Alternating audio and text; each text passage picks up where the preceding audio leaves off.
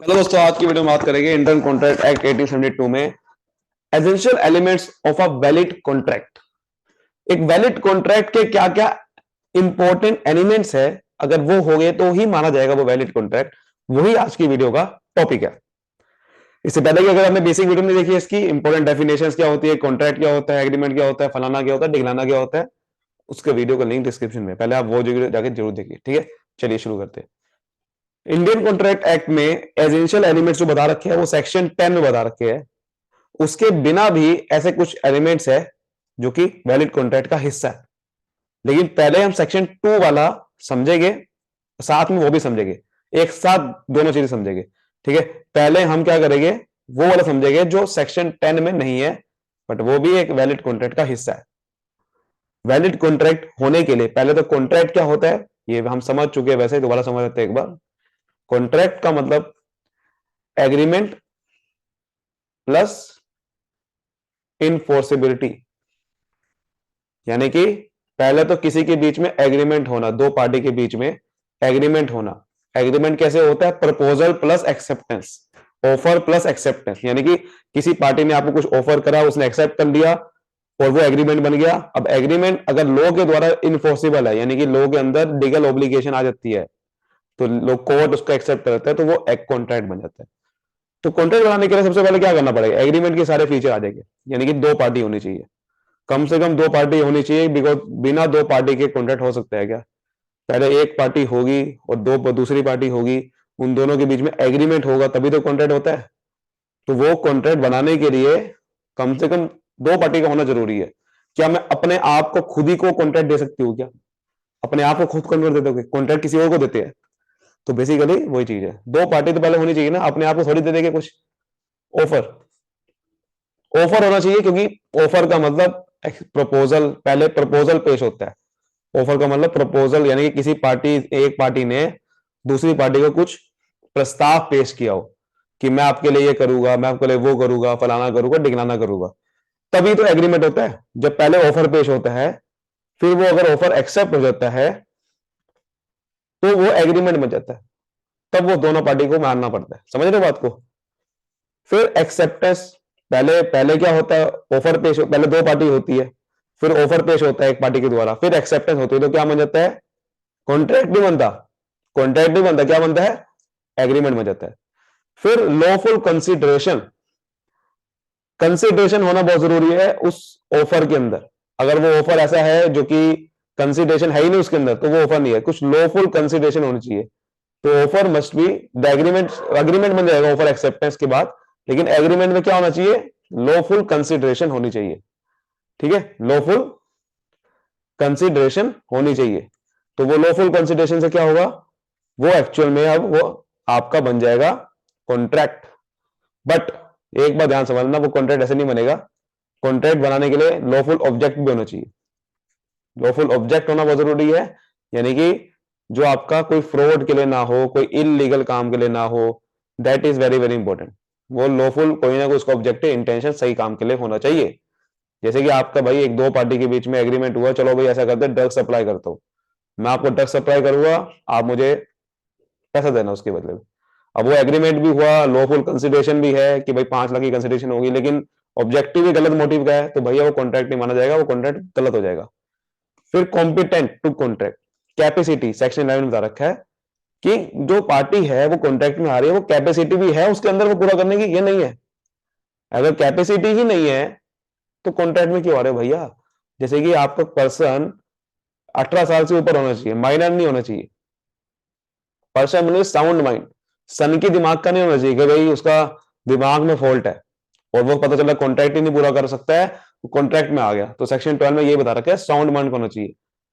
Person should not be disqualified by law, ऐसा ना हो कि वो पर्सन जो कॉन्ट्रैक्ट में आ रहा है वो लॉ के अंदर पहले उसके अंदर केसेस चल रहे हैं बहुत सारे, उसने पहले मर्डर कर रखा है कई लोगों का, या पहले कॉन्ट्रैक्ट में लोगों को धोखा दे चुका है और वो कॉन्ट्रैक्ट में आ रहा है, तो भैया वो लॉफुल कॉन्ट्रैक्ट नहीं है। ठीक है, तो कॉन्ट्रैक्ट बनाने के लिए ऑफर होना चाहिए, एक्सेप्टेंस होनी चाहिए, कंसिडरेशन होनी चाहिए लॉफुल,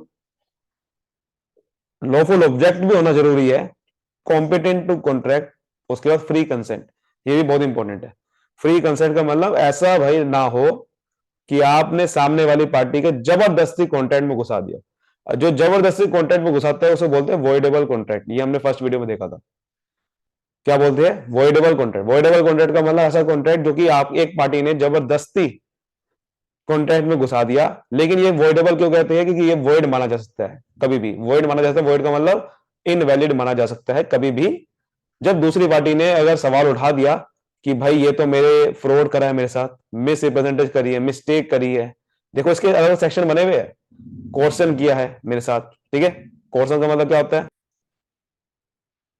दबाव डाला है मेरे ऊपर। कोर्सन का मतलब दबाव डाला है, तो भैया ये भी वो कॉन्ट्रैक्ट नहीं माना जाएगा अगर ऐसा कॉन्ट्रैक्ट है। तो अगर आपको कोई बिल्कुल वैलिड कॉन्ट्रैक्ट मानना है तो भैया उसके लिए ये कुछ एलिमेंट्स है, ये होने चाहिए, ठीक है।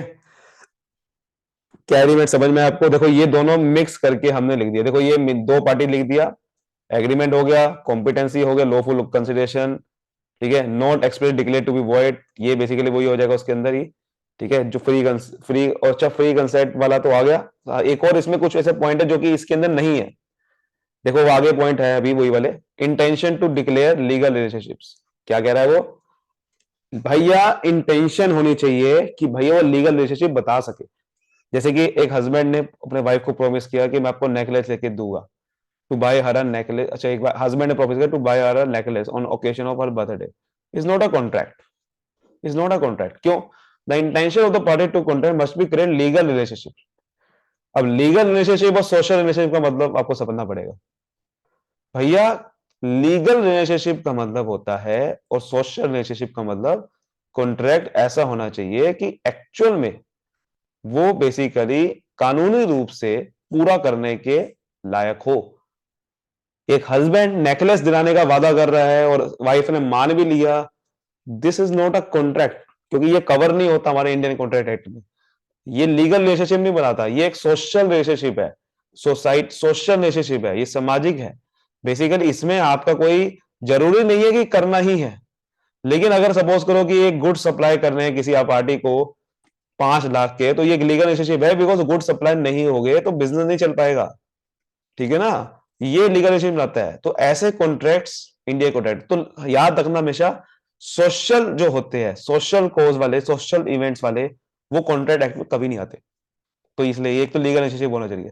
पॉसिबिलिटी ऑफ परफॉर्मेंस, तो agreement should be capable of being performed. ऐसा ना हो कि एक ऐसा एग्रीमेंट कर लिया है जो परफॉर्म ही नहीं हो सकता।